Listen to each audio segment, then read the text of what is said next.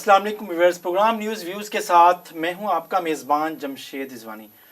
नाज़रीन, भारत में मुसलमानों की नस्ल कुशी का ख़तरा है और ये बात कौन कह रहा है? जो इस वक्त अमेरिका का सबसे बड़ा इदारा है जो जेनोसाइड वॉच, और उसके जो सरबराह हैं प्रोफेसर ग्रेगरी स्टैंटन, और वो कह रहे हैं कि भारत में ख़तरा है कि मुसलमानों की बड़े पैमाने पे नस्ल कुशी हो सकती है। प्रोफेसर साहब की ये जो पेशन गोइयाँ हैं इस इदारे की, वो कोई पहली नहीं हैं। वो पूरी दुनिया में पिछले कई सालों से जहाँ जहाँ ये वाक़यात हो रहे हैं, जहाँ जहाँ ये अमल जारी है नस्ल कुशी का, उसको पहले से दुनिया को इस ख़तरे से आगाह करते आए हैं। और रवांडा की मिसाल सामने है। रवांडा में जो कुछ हुआ था वो 5 साल पहले उन्होंने जो पेशन गोई की थी कि ख़तरा है, और वो 5 साल बाद 1989 में उन्होंने कहा था, और लेकिन 1994 में रवांडा में बड़े पैमाने पे नस्ल कुशी हुई थी। तो ये इसको आइडेंटिफाई कर चुके थे, और अब वो कह रहे हैं कि भारत जो कुछ कह रहा है, जो कुछ हो रहा है और भारत में जो कुछ किया जा रहा है, उसके तहत अगर देखा जाए तो जो कश्मीर है और जो उनका सिटीज़न एक्ट जो नया आया है, उस एक्ट के तहत ये जो इक़दामात हैं ये भारत में बड़े पैमाने पर मुसलमान की नस्ल कुशी को आगे बढ़ा रहे हैं। ये अमल बहुत तेज़ी से जारी है। यही अहम टॉपिक है जिस पे हम आज बात कर रहे हैं। हमारे साथ मौजूद हैं खालिद बेग साहब, जो मारूफ तज्ज़ियाकार हैं और इन इश्यूज़ पे गहरी नज़र रखते हैं। अस्सलाम वालेकुम खालिद साहब। जी वालेकुम सलाम। खालिद साहब, प्रोफेसर स्टैंटन क्या कह रहे हैं? जो ख़तरा है, मतलब उनका जो इदारा है, ज़ाहिर है अमेरिकन इदारा है जेनोसाइड वॉच, उसके वो बानी सरबराह हैं, चेयरमैन है और सदर भी हैं। वो ये बार बार कह रहे हैं कि इंडिया में जो कुछ इस वक्त हो रहा है वो एक बड़ा ख़तरा है मुसलमानों के लिए। असल में ऐसा है कि इंडिया के अंदर 2014 में जिस वक्त नरेंद्र मोदी पहली दफ़ा बरसे इक़्तिदार आया, तो उसमें उसके जो इक़दामात थे, आगाज़ तो उसी वक्त ही हो गया था मुसलमानों की मारा मारी और उनके ऊपर जुल्म और तशद्दुद का, और गाय का गोश्त खाने पे, गाय का कारोबार करने पे और कत्ल व गारत करी शुरू हो गई थी। लेकिन ये जो प्रोफेसर ग्रेगरी ने अभी जो अपनी अमेरिका में प्रेस कॉन्फ्रेंस की है, जिसमें पूरी दुनिया के बड़े नामवर सहाफ़ी मौजूद थे, अपनी तरफ से उसने वार्न किया, इंतबाह की है कि ये ऐसा होने जा रहा है। उसकी बुनियादी वजह बनी है जो दिसंबर 2021 में 17 से लेकर 19 तक उत्तराखंड के ज़िला हरद्वार में एक बाकायदा इनका मजहबी कट हुआ। अच्छा, अब उसका बैकग्राउंड ये है कि ये हर 6 महीने के बाद इस तरह का वहाँ एक मजहबी जलसा करते हैं 2-3 रोज़ का। इस दफ़ा उन्होंने इसका जो टॉपिक रखा हुआ था वो हिंदू आबादी को उकसाने का था कि आपने मुसलमानों को कत्ल करना है। ये खौफ वो बड़े अरसे से फैलाते आ रहे थे, जिसमें उनका एक जो मरकज़ी स्वामी है, बड़ा दौलतमंद आदमी है, उसका नाम है स्वामी आनंद, मेरे ख्याल इसी तरह का है, असना आनंद उसका नाम है, असना आनंद। तो उसने यहाँ तक कहा कि चाहे इंडियन आर्मी है, उनकी पुलिस है, ब्यूरोक्रेसी है, उसातिज़ा हैं हिंदू या नौजवान हैं, हर एक का फ़र्ज़ बनता है कि वो मुसलमान जहाँ भी नज़र आए वो अपने पास असला रखें और उनको कत्ल करें, और इनको यहाँ से भगाने का, मारने का यही एक तरीका है। फिर उसने अपनी जो आखिरी इख्तितामी तकरीर थी उसमें उसने हद कर दी। उसने ये कहा था कि हमें रोहिंग्या जो मुसलमानों को कत्लेआम हुआ था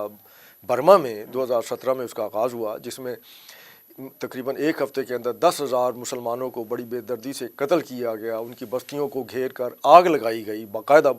और उन्हें बाहर नहीं निकलने दिया गया था। जिसके बाद वो अपनी जान बचाने के लिए कुछ तो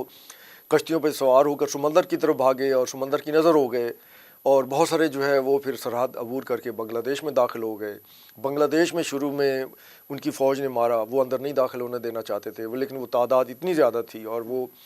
इतने मजबूर थे कि, और इतनी बड़ी तादाद को मारना उनके लिए भी शायद मसला था, जिसकी वजह से वो फिर वहाँ आबाद हुए जाके। अब उन्हें एक जजीरे पे कैद कर दिया गया है जो वीरान जजीरा था। खैर,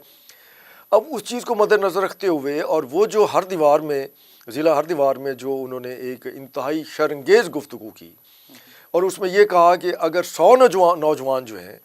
वो अगर असला उठाएं और मुसलमानों को मारना शुरू कर दें तो ये मुसलमान या तो भाग जाएंगे या हिंदू मत अख्तियार कर लेंगे। तो ये चीज़ थी जिसने ये प्रोफेसर डॉक्टर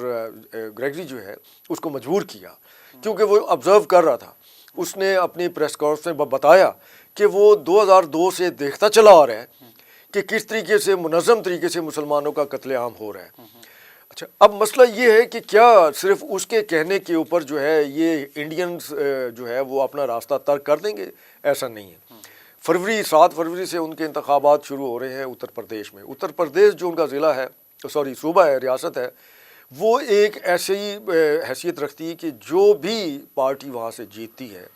وہ دہلی میں سال کے بعد مطلب اب 24 میں جو الیکشن ہوں گے اس میں پھر وہ حکومت وہی بناتے ہیں۔ یہ پرانی ایک تاریخ چلی آ رہی ہے۔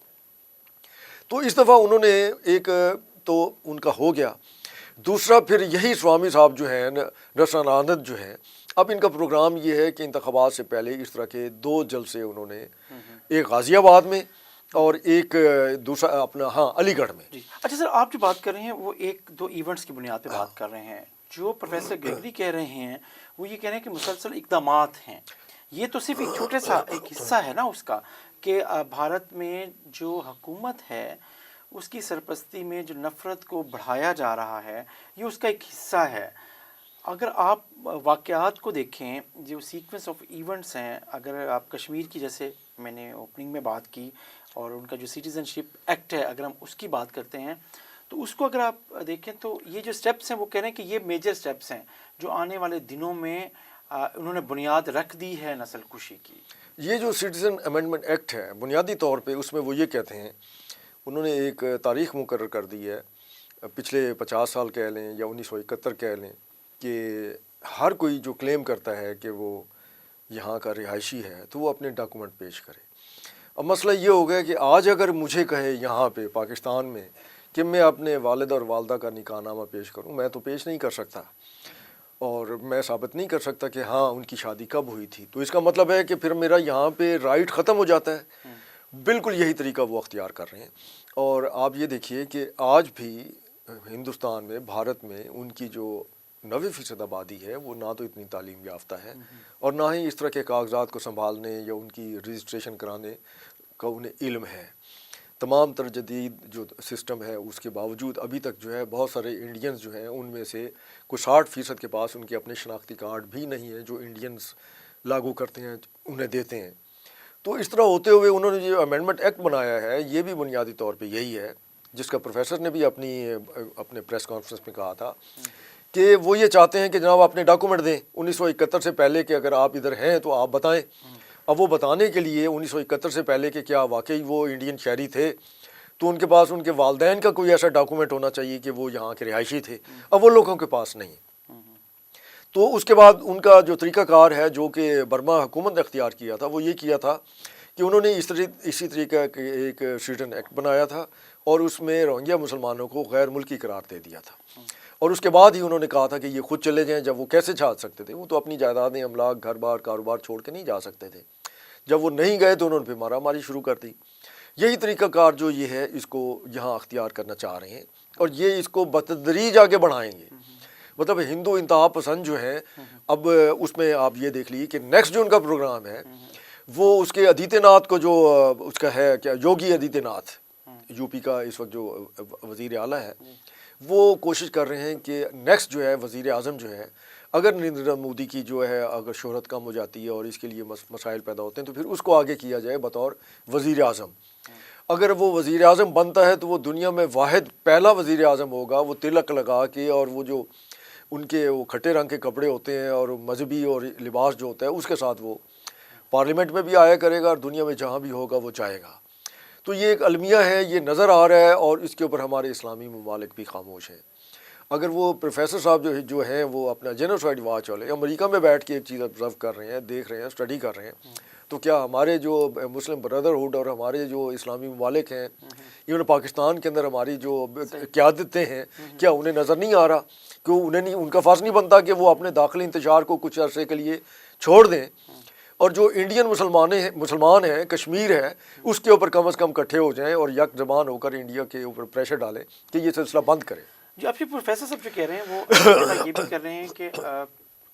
تقریباً 20 کروڑ سے زائد مسلمان ہیں جو پاکستان کی آبادی سے بھی وہ کہتے ہیں کہ زائد مسلمان تو خود انڈیا میں رہتے ہیں اور کئی صدیوں سے رہ رہے ہیں، اور لیکن جو آپ خطرہ ہمیں جو دکھایا جاتا ہے عام طور پہ جو بھارتی انتہا پسند رہنما ہیں وہ زیادہ تر پاکستان کو بھی ٹارگٹ کرتے ہیں کشمیر میں کشمیری مسلمانوں کو سپورٹ کرنے کی وجہ سے، لیکن جو پروفیسر گریگری بات کر رہے ہیں وہ یہ کہہ رہے ہیں کہ 71 سے کے وقت اور اس سے پہلے جو لوگ آسام میں جا کر آباد ہوئے تھے اور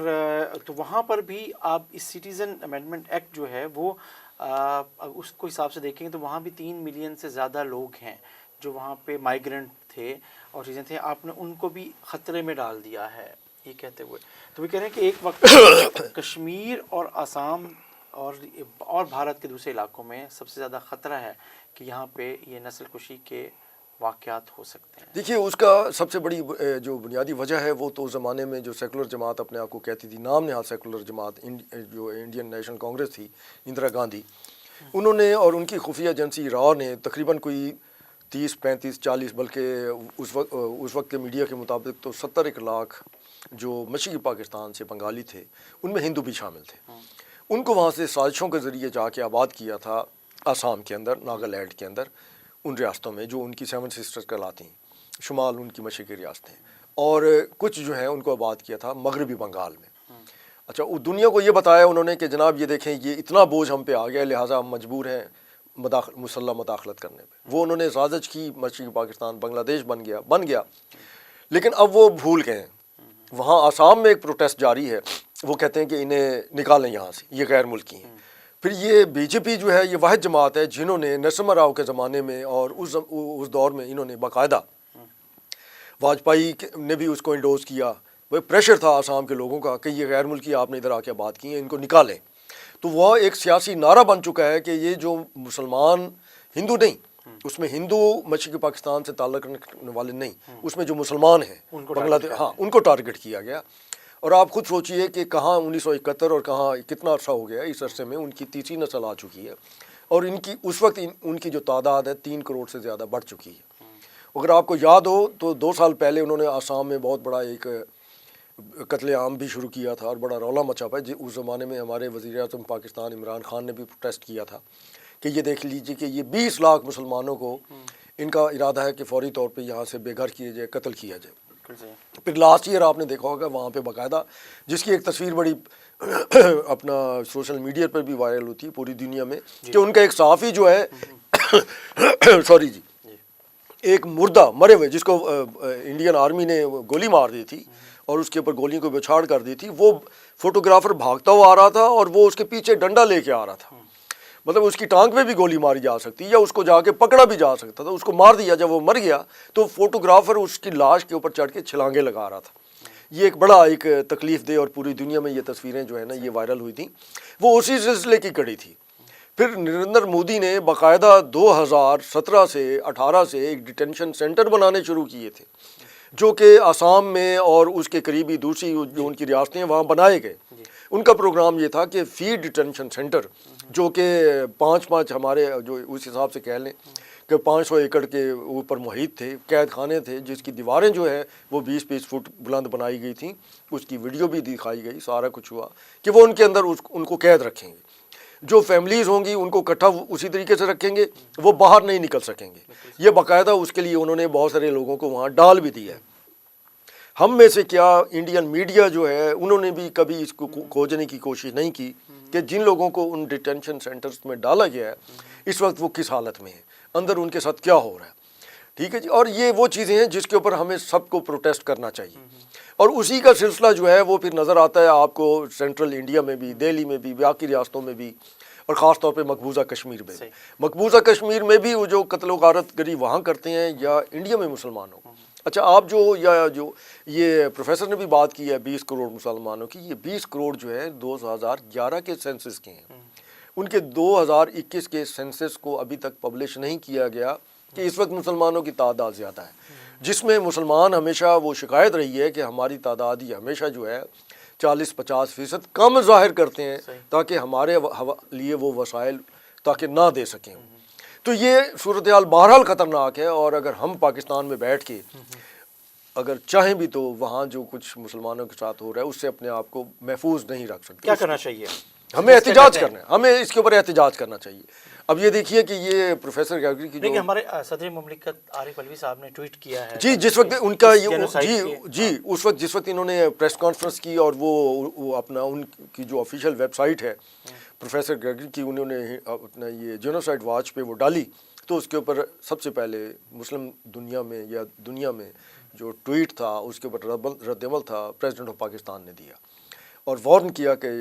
خدا را یہ دیکھیں یہ کیا آنکھیں کھولیں کیا ہونے والا ہے جی کیا ہونے والا ہے لیکن ہاں لیکن ہم اپنے داخلی مسائل میں اتنے الجھے ہوئے ہیں کہ ہمیں ہوش ہی نہیں ہے کہ ہمارے بالکل ساتھ لیکن صدر مملکت نے پاکستان کے اندر کے ساتھ ساتھ انہوں نے تو بیرونی دنیا کو بھی سب کو کیا انہوں نے سب کو جی بتا رہے ہیں سب کو بتایا سب کو بتایا اب لیکن حیرانی کی بات یہ ہے کہ ہمارے جتنے عرب ممالک ہیں انہوں نے اپنے جو کاروباری مقاصد ہیں یا مفادات ہیں